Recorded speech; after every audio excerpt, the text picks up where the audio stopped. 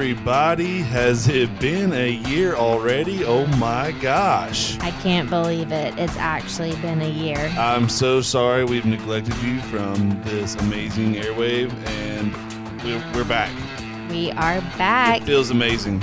I mean, actually, I'm kind of surprised that more people listen to this than our friends and our family. There's a couple of y'all out there. I love it. I mean, people were asking us to have it back, so we are back. Back by popular demand. Whether you wanted it or not, here we are. And I was honestly just excited to be able to update you guys and bring some new news in the backkkk universe. Yes, so much has happened since last October. Literally, our last episode was October 15th, 2021. So a lot to catch you up on in just a short amount of time. That's right. We've had some fishing between now and then. Not a lot, but some. As you know from our last episode, we have welcomed another addition to the family. We have. We had our baby boy, Coleman Oakley Norris, was born March 31st of this year. And now he's 8 months old, cute, cuddly, the sweetest, smiliest baby I've ever seen, which, you know, I'm biased because I'm his mom. But yeah, he's awesome and very healthy, very happy baby. And we're super blessed. I'm very lucky. He's a great baby. Jessica is a great mama. He's been such a blessing. Oh, I appreciate that. And you're a great daddy. And he is so fun to have at the shack. It has changed a lot. I will say it is a lot different to have a baby and run a business, but it is fun all nonetheless. And he is having a good time meeting everybody that comes into the shack as well. That's right. If you've been able to come by and had the privilege of meeting the boss, he's loved it. He's loved every second of it. And just a matter of time before we get him splicing wires together and helping us out on electronics and putting pedals together maybe. Or competing in tournaments. I mean, he's the next big deal. Hopefully he likes fishing. He's been a very, very good luck charm. I will say that, yeah. Yeah, I was going to say, you know what's so funny is... Pre-birth, after him coming out? Well, he has fished so much, even like, we'll get to a story here in a minute, but he has fished with me like from literally like the first week of after he was born in a carrier, I was wearing them, to like now this is like not probably great parent advice, but strolling them on the dock, unlocking both wheels so that a bass boat, don't knock him over. It calms him. He loves being around the water, and he's been a great good luck charm. We've caught some bass, and again, just happy to update you guys on where we're at in life, and moving out here to Logan Martin has been super fun as well. And you can't beat it, just seeing the sunrise, sunset on the water. Yeah, and last time we had our podcast, we talked about how we were moving to the lake, and I was pregnant at the time when we were moving, and so of course, like, we did a lot of fishing while I was pregnant as well. And that brings us to a story we are very excited to share with you guys. It was crazy, and one of those just had to be there, but I'm glad we got some pictures of it. You would never believe it otherwise. Jessica is fishing, and we have an induction date set for March 31st, basically. We know that Coleman's coming within any day, but he could actually come on his own. And right. So we were prepared for that. Super pregnant, 3 days prior to induction Has date. to go fish.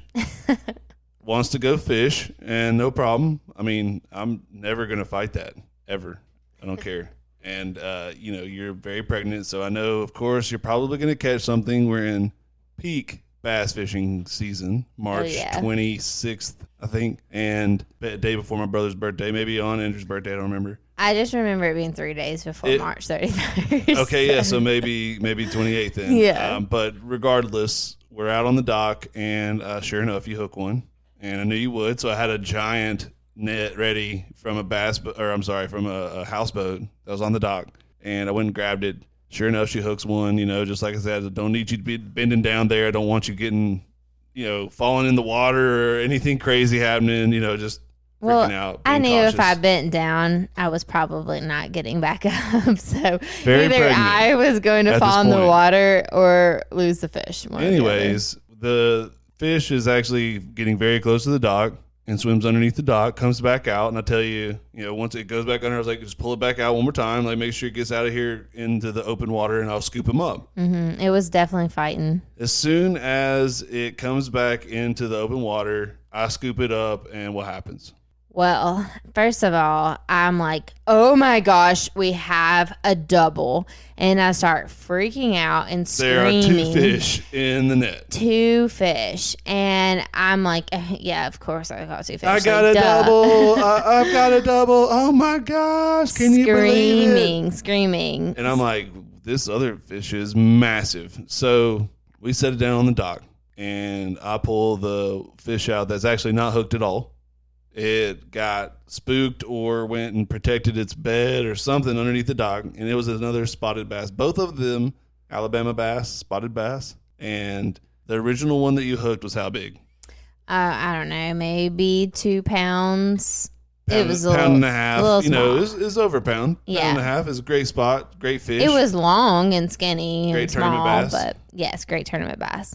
But this spot that was in the net with it, you guys, was almost 5 pounds. It was insane. At least a 4.5-er, and massive, biggest spot I've ever seen in person, that we've caught. And you caught it. Technically, I half caught it for you because I'm a great net man. Oh, my goodness. Here we go again. If it wasn't for me.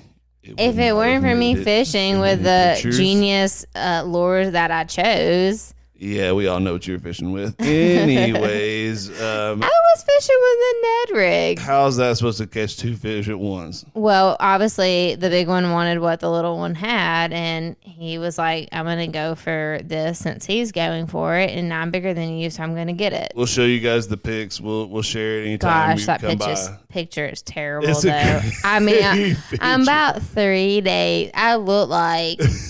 You look great.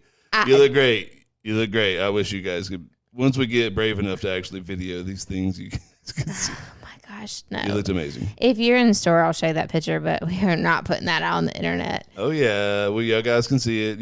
It's out there, and it was really fun. We got pictures with the fish. Jessica holding both. I was like, I've got to get a picture with this other spot, and literally almost 5-pound spotted bass. It was a great. I mean, great day. I was screaming, and my dad. He happened to be outside at the time. He came running down thinking that I fell in the water. And when he realized, he realized it was fish. You having the baby? He was like, you about had me scared to death. So it was kind of funny, but probably not at the time for him. Crazy story. I've never seen a fish jump in the net before. And not still only don't that, know why exactly that happened. Started up. I've gotten bass close to the dock and seen other bass swim around it while I'm dock flipping it or whatnot. And so that doesn't surprise me that it kind of got started up, but it was just to jump in the net though and get scooped out and not swim out of the net somehow. It was unbelievable. I mean, never will happen again ever, but that was amazing. So I wonder what happens in a tournament if that hasn't ever happened. I mean, how do you explain that? If that is What'd you catch it on? Yeah. A Ned rig double? I mean, mine was a Ned rig, so I mean, but it just so happened that when he netted, I mean, does that count in a tournament? No, the verdict is out on that, but I'd say no, not at all. Everybody on the internet would probably say no. Yeah, it'd be hard. You gotta hook it, or But you never know. You do see sometimes on the leaderboards where someone's like caught a fish at 901, caught a fish at 903, and you're like, So you never know. Yeah, I know. And it could happen, exposed hook and all, but if it wasn't a treble hook, I've seen the rattle traps or a crankbait, maybe catching a couple, an Alabama rig, obviously. It was wild. But a Ned rig? Yeah, I know. But I always fish with Ned rig, so something's bound to happen like when I said, we all knew what you were fishing with in primo springtime. Right. Well, on the same line of fishing while pregnant, it was really funny while being pregnant how many fishing dreams that I had. You did have a lot of fishing dreams. I would wake up the next day and be like, Alan, I caught the biggest tarpon of my life. Oh my, yes. I mean, that was it. The biggest tarpon of my life. I was just like, have you ever been tarpon fishing? No, I have no idea what it even feels like, but I mean, in my dream, I knew everything about it. And apparently I was an expert because I caught the biggest tarpon. I mean, I would not want to wake up from these dreams. You're already the same tired. dream, though. Remember, the same dream you caught like another fish. I don't know. There was one dream where like I a caught... giant bass and a No, tarpon. there was... Oh, that was right. You're right.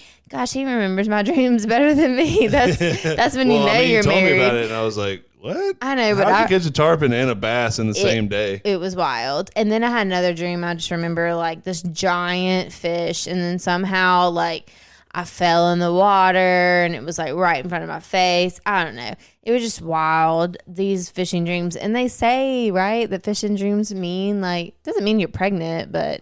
So that's what I told you, right? When you would have them, I'll be like, oh, well, you're pregnant. And I've always heard that if someone has a fishing dream that somebody's pregnant, I don't know. What have you guys heard? If y'all check us on that. But yeah. I mean, I think it's like prosperity. Good omen. Like, I don't know. Good luck. Yeah. Definitely good luck.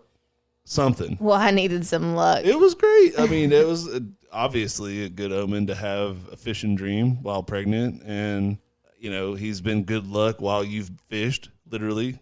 Yeah, he's literally fished before he was born. I mean, this kid is going to be like the best angler, I hope. Wow. High expectations. Yeah, Coleman's going to listen to this one day and say, Mom, seriously, put me on the spot. He's like, yeah, I paid the bills with chess. What's up? Oh, my goodness. So a lot has happened. Clearly, we moved to the lake. We had a baby. We haven't talked to y'all in a year. So, again, we have a lot to cover. But another big thing happened right after Coleman was born. And that was the announcement of something pretty major for our business. Yeah, so the Yak Shack family is also growing. And in that, our buddies Brian and Allison Sparks. Brian is franchising the Yak Shack in Indiana. Sure is. So and it's he's the perfect candidate. Him and Allison both are so cool and fun, and I think that they're going to be great business owners in this sense. They already are in a lot of other ways, but this is just going to be an avenue for them to really, really succeed. Exactly. Not only are they experienced business people, but Brian fishes these kayak tournaments. He's a part of KFL. He fished KBF this past summer and got like 8th in like the whole tournament. And there's like 200, 300 people in that tournament. So I couldn't have picked, or somebody couldn't have come to us that was a better match than no doubt Brian and Allison. So he's been a great supporter of the store ever since day one. Year one, and been a part of our lives as a friend for a long time. And then just kind of naturally came about that he was wanting to do something very similar and now identical to what we've done in Alabama, take it to Indiana. Right. So great fit, great partners. I think he's going to have a really fun time. Yeah. And just another location for people to come by and try out kayaks. So we're really excited for them to get their location up and running. Can we share that? I mean, I would think it's probably around spring, summer of next year. Nothing set in stone. Location-wise, can we share that? Yeah, go ahead. So Linton, Indiana, and if you're familiar with the Linton area, that's where it's going to be. And it's like right south of Indianapolis. Yeah, we're not. We're not geography experts. I think it was like a little southwest of Indiana or Indianapolis. Yeah, exactly. So very excited there, and who knows? Maybe there's more in the works. We've constantly got people that are kind of looking to add locations in their state. So who knows where the next. Don't be afraid to hit us up. I know it sounds crazy. Like I listen to these people, and they're insane for starting their own store, but I could never do something like that. Or maybe you're thinking, I've always wanted to do something like that. And just, talk to us. We're not going to blow smoke. We really want to give you guys the exact scenario that you can expect and what to kind of learn from our mistakes, really. Yeah, that's the big one. I mean, we've done it. We've learned the playbook, and we've written it for you. You basically just take what we've done and duplicate it. So really excited, though, for more opportunities for that in the future. So along those same lines, right after Brian and Allison joined us and decided to open up their Yak Shack in Indiana, we also invited them to iCast with us, which was in the summer of this year. Yeah, and I think that, it's almost a rite of passage, but right. I mean, almost anybody should go. You need to go, yeah, especially if you're going to open up your own store, just to kind of, it's a who's who and such a behind the scenes of the industry, and you get to meet some great people. Oh, absolutely. So on that note of meeting great people, so Coleman's 3 months old while we're going through iCast. It's his first plane ride. It's his first time really like away from the house besides the store and home. And so I was a little nervous about everything, but it went perfect. He was an angel the entire time.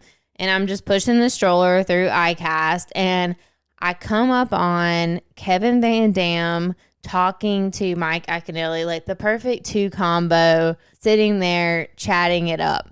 And so what do? I think in the future, Coleman's going to really want to look back and say, I'm a cool mom. And so I say, right. Hey, I go over there to Kevin Van Dam and Mike Iaconelli, and I'm like, look, I know you guys are really busy, probably talking about something super important, but would you take a picture with my son who's 3 months old? And they were the nicest people. It was a little bit unexpected because you think, oh, these guys are really big names in the fishing world. They probably have people coming up to them left and right all day long. Especially at iCast. Right. I mean, really, that is probably the most overwhelming place for them. But they were extremely nice. Their wives. Shout out to those guys. And right. Thank you so much for taking the time. Yes, thank you. We're big fans. You and I are. Yes, I know. And their wives were really cool. They were taking pictures of like them also with Coleman, so it was kind of fun.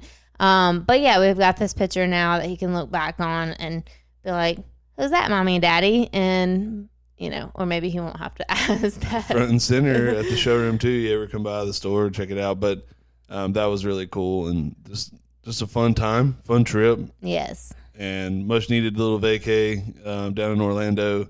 But as you guys know, we could spend an entire episode talking about iCast and what all lures were unveiled and companies that showed out and won a bunch of awards. And it's just a good time. And so, be sure to pick our brains about that. And we may even, give you a little bit more down the road. Yeah, and we always do have great takeaways from iCast. So recently, over the last few months or so, we have taken a couple brands that we interacted with at iCast and actually added them to the Yak Shack. So one of them being one group that we have long overdue needed to add, Yak Attack.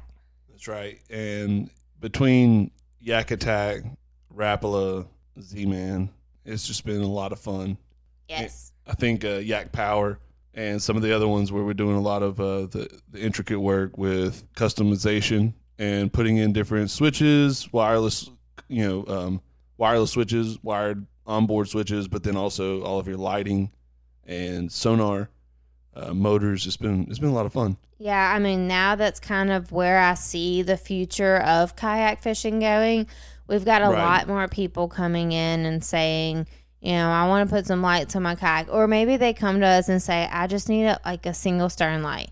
Well, Are you planning to fish at night? You might want a couple of 1-inch LED strips. Maybe you want a USB port. Maybe you need some more things to that. And while you're at it, let's go ahead and put those on a wireless circuit so you can just handheld turn off the lights that you want, turn on the devices that you need, and make it all work together. So a lot more people are we've gotten kayaks coming lately that we don't even sell, brands that we don't even sell that we're doing custom light jobs on, and it's a lot of fun. Yeah, bring them on. I would say that it has been a learning curve. Just, I'm not an electrician, neither are you. I feel like we've become one though. So absolutely. And it's been a lot of fun, and thank you to all the customers and our friends and have kind of, been the guinea pigs, but learning to customize these electronics and trying to be that one-stop shop for all the customization that you guys want to do It's been super fun, and thank you for lending that out to us because we've gotten pretty good at it now, I think. Yeah, I remember the first motor guide install that you had me do, like just to kind of teach me the ropes. And I go to screw in, or no, sorry, go to drill. So I don't even know what I'm talking about. I go to drill in the back plug, and the minute I put that drill bit onto the kayak, Alan screams, and I thought I just like damaged that entire kayak, but it was just trying to get my reaction, of course. Everything was fine. Kayak was fine. I did fine. That doesn't sound like something I would do. Oh, 100%. I was scared of that. about. I almost didn't want to do it again because I was just so nervous. Yeah, as you guys can know, putting a drill to your kayak is pretty nerve-wracking. It's very anxiety-inducing, and so that's what we're here for. Let us do the surgeries. Mm-hmm. We just had a guy actually pick up his kayak a couple of days ago that brought it to us. He got it aftermarket from someone, and it was wired incorrectly. And so just little things like that, even if, say, you buy something it had been weathered, right, and mm-hmm. just needed a little TLC, and we got him rewired. A couple new plugs, a couple new ports, and off to the races. He's good to go. Yep, it was perfect. Yep. And we're doing a lot of custom things with, doing more pivot drives with New Canoe, which is really fun too. I think that's a great platform boat to be able to, add pedals, power it however you like. So it's just pretty cool to see people making these things their own. They're really taking it a step further now and customizing it for, specific needs, tournament fishing, ocean, whatever it may be. Right. And, getting back to some of the brands that we've added on, that's why. And so Yak Gadget, right? And Yak Attack from the accessory side of things, but on the lure side of things, I mean, gosh, Rapala and Z-Man just have such a reputation behind them. Well, it was about time that we added Z-Man. I mean, I fished snake rigs like left and right. It was, selfless plug.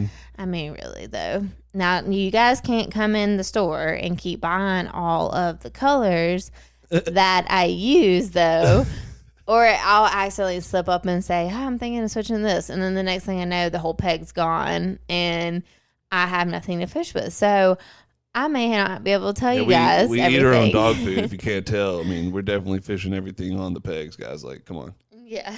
If it's on the racks at the store, we fish it. It's in our tackle boxes. We have tried to get better at a lot of different things to add to the repertoire. Challenge update. Nope. Before we do that, I think we should tell people, and I just said we're not going to tell them what we're fishing with, but I really do think, this is a tough time of year. It's not necessarily tough, but it can be. And I'm just curious, Alan, what are you throwing right now? I've got a chatterbait on. I've got a crankbait I've caught a bunch on. And is a chatterbait too much action at this time of year, though? I feel like it's, they're lethargic and slow, and you're over there blah. I only throw it when it's really windy and we're fishing off the dock and there's a lot of chop, That makes sense. So other than that, if I'm not throwing that, it's been a worm, Ned rig, slow, finesse style. But then I've caught a bunch on the crankbait. Okay. So I don't know. I would say give me a Ned rig, give me a drop, or some type of worm. Yeah. And then also give me the crankbait as my second. And then on the third, the wild card, I'm going to fish the chatterbait with it's like a pearl color, shad color. And that's going to be when it's really choppy. Yeah. One thing I haven't thrown this winter, and I'm probably just thinking about it as we're looking at you, talking to you about fishing, probably should throw a swim bait or something right now. I love a swim bait. I'm all about it. What am I doing? You're okay. You're catching fish. I know, but I just change up a little bit, not too much. But I've obviously... This is a new Jessica over here. In the last 25, 30... I'm like, who are you? I've become a new woman. So I literally have taken your crankbait rod with your Rapala DT10 on it and caught at least 3 or 4. I mean, that is a really great rod too. Yep. Shout out JB3. Yeah, great rod. It's the Ripstick if you're interested. Series 1. with the snow camo, winter camo. Mm-hmm. Bottom is a really, really, it's a great stick. Not just that, but great lure. Mm-hmm. And I'm telling you, it catches fish. And I'm catching them right in front of your face all year long. Please, okay. Don't go too far now. I've been catching them on my go-to. I've been catching them on my go-to Ned rig. But lately, I've been trying to change up the colors a little bit because I feel like I was throwing too much chartreuse. And if I think about it, if I was a fish, I always try to like personify, right? Like if I were them, I mean, that's a lot of light coming in on my face, you know, like, whoa, like, all right. It's like, okay, imagine you're going to a movie theater and someone shows up in a highlighter shirt. Sure. That's what I feel like and you want to eat them. Well, they don't, because you're just kind of like, no, you're just kind of like, whoa, like, buddy, calm it down. Nobody needs the neon. We're almost in Christmas time. Maybe they're just so mad at it that they strike out of just sheer anger. Maybe, but I didn't have any luck. So I switched the color. I went and dialed it down just a little bit, dialed it to like, you know, a darker watermelon, add some speck. Boom. Yep. I think it was kind of festive if you think about it. It was a little Christmassy looking. Christmassy holiday. Mm-hmm. Maybe the fish won't like Christmas meals. It's not a bad tactic because watermelon. I'm more of a red anything in the wintertime. Right, that makes sense. Going into the spring, but wintertime, I'm gonna throw red or pearl for the most part. Mm-hmm. I don't know. That's just my. It's kind of extreme though. But yeah, if I'll just switch it up. And then if those two colors aren't hitting, I'll go supernatural, green pumpkin, dirty, muddy. Yeah. I don't know. And if I don't catch anything from that, then crankbait. Yeah, it's just trying to outsmart these things. They're getting smarter and smarter by the day. Oh my gosh, and I'm just so mad at all of them. I want to catch all of them. So mad. So kind of going back to like what we're catching, what we're not catching. Speaking of what we're not catching, Alan. Yeah, so challenge bait update. Well, tell them what the challenge was, just in case they're a new listener and they don't know what our challenge was. Yeah, of course, you all remember. Jessica and I challenged each other with 2 very specific baits apiece. Yeah. I was challenged with topwater and spinnerbait. Mm-hmm. You were challenged with a swim jig and a crankbait. Yes. Where are you? So I have my jig. Woo! It's still, guys, the cards are still out on this one. I'm not sure. I wish I knew which of these buttons. Was a micro finesse jig, first of all. It's a jig. It does have a skirt on it. What did you call it? Micro finesse jig. But Jig your challenge was a swim jig. It was loosely used. Jig was loosely used. I'm thinking in my head, a little bigger profile, little bigger swim jig hook, but whatever. Congratulations on half of your challenge. Okay, fine. We will check it off. Mm-hmm. Check. Because I'm married to you and I love you. And me too. I don't want any animosity on this one. So look. Smart man. You are halfway done with your challenge. Where are you on the crankbait? Well, if you would give me my rod back. You can pry it off. No, I'm kidding. You can have it back. You never take it down. You never go out on the yak with it. Mm-hmm. Anyways. I don't know. It's just, I have an I'm issue. literally catching crankbait fish all year on your rod that you refuse to throw. And still, you see me catch one with it one day and still won't throw it. And you see me catch another one the same day. I have a problem, and it's cranking down. I can crank up like with a rattle trap. Yeah. Which should count, but whatever. That's a lipless crankbait. Well, it doesn't matter. Crankbait is in the title. It is, but again, you're splitting hairs. Like, the challenge was a crankbait, traditional crankbait with a freaking lip. Come on. Well, I can crank up. I can't crank down. Something about it, I haven't gotten that skill down. Literally haven't gotten that skill down. So you want to talk about? Oh gosh. Oh yeah. I guess that leaves me. So we left you guys off in October of last year, which was a long time ago. I want to tell you guys, I devoted a lot of dang time to the topwater in the wintertime for no reason, because I'm thinking sheer volume of me just throwing this popper or this spook or something in the morning time. It sounded good. It was like bloop. I got a little better. I practiced, and learned how to walk a little bit. Learned how to got the popper down. Oh, it is so mesmerizing on an early, crisp morning, and you hear the popper doom, doom, bloop. Out in the middle of the lake. It makes me hungry. And I'm like, how is nothing just devouring this thing right now? Right. Of course. And nothing for months. And I'm like, all right, I'm over it. And springtime rolls around, and I completely did not devote any more time to topwater. That's probably like I should have. That's probably when you should have done your spinnerbait. Of course. Oh, yes, I know. I did throw the spinnerbait a lot. Threw the spinnerbait a ton. Threw the spinnerbait in the spring out of the kayak. Hooked one at Oak Mountain State Park. And it shook me off. I don't know how. And my buddy pulls up. You remember this, but he rolls up in his XI3 New Canoe Unlimited. He's like, "What's going on over here?" And he sees me lose a fish through like a little feeding frenzy type deal. I'm running a spinnerbait through there. I did hook one, gets off. I'm trying to twist my spinnerbait from being twisted up. And before I could do that, he throws a chatterbait through the same feeding frenzy, the same bait ball, pulls one out. It disperses completely. There's no action at all. He gets the fish off the hook, no problem, in his boat, and is just like, you did not just do that. He's like, sorry, man. You were fiddling with your bait there or whatever. And I'm like, ah! Yeah, that was the keyword, get a motor. Right. Or moral of the story, just get a motor.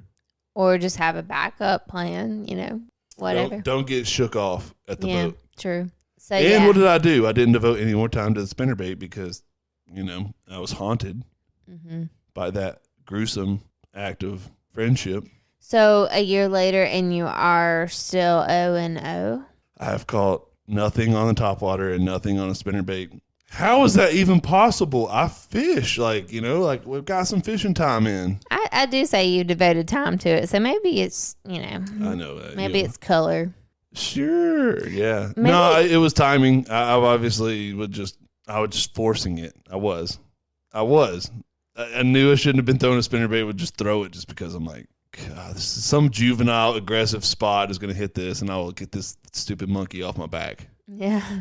Well, monkey's still there, and you should probably throw something different. Like if you have a broad range for topwater, you could throw anything, and I think you should try that New Zealand Hellraiser. I will. It's pretty awesome. Yeah, it is cool. Just the way it looks, it's kind of like look at you, just plugging. Plugging. I'm not even sponsored, but hey, call me. Kind of are. But, that is a great one. And apparently it's working because the guys keep coming back in for that. So. Well, I know it's been a lot to take in. We've given a lot of information out there. What are the plans for next year? It's 2023 is right around the corner. Can't believe it. We've got winter fishing that we'll probably dive into a lot more. And as we roll out some new podcasts, episodes, I would say, every couple weeks or so, you guys can expect an episode. But 2023, what do we expect? So one of the biggest things that I was really excited for this year, and we've talked about it for a while, finally got it together. Again, new parents here, so it was a lot to change. But we are adding for 2023 the Yak Shack Pro staff. Yes. Yak Shack Pro staff 2023 here to stay. Oh my gosh. Yes. Inaugural season, and the guys are super pumped. Yes, everybody has been selected, notified. We're going to get the ball rolling soon. We'll have a page on our website that you can read their bios in the coming month or so, hopefully sooner than that. But we're very excited to have them on board and to be representing our brand. Great ambassadors for the Yak Shack. Yes. Guys you've probably seen or followed, and some new folks, some new faces for some of you as well. And just excited to introduce them and let you guys hear their stories. Exactly. And then some other fun things in the works.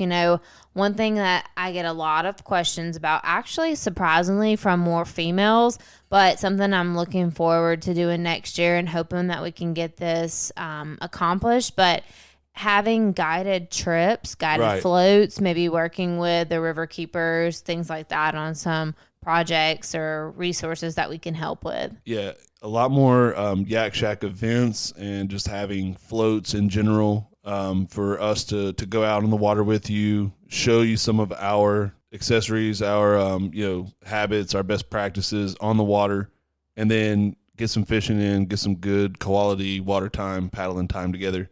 Exactly. Yeah. Now It's gonna that be a lot of fun. Coleman will get a little older, might be having to change the kayaks and have a little buddy seat for him. That's right. It's going to be a lot of fun. Yeah, and I again, you are right though. A lot of people have been coming in asking for just a time out on the water to get used to the equipment, try out their boats, figure out if this is the right thing for them. Where do I even go? How do I do this? Right? How is it going to be like unloading and loading a boat? Well, let's do that with you. Let's show you. Exactly. And we can all go out together. Yeah, I think it's intimidating if you haven't been out before. I can remember my first time.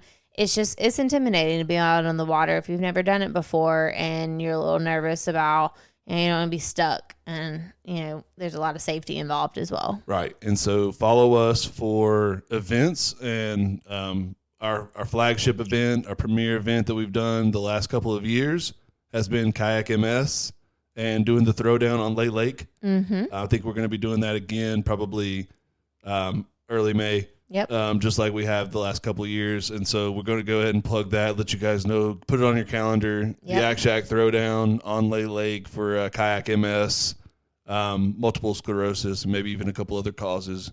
Yep. We'll announce a lot more coming up.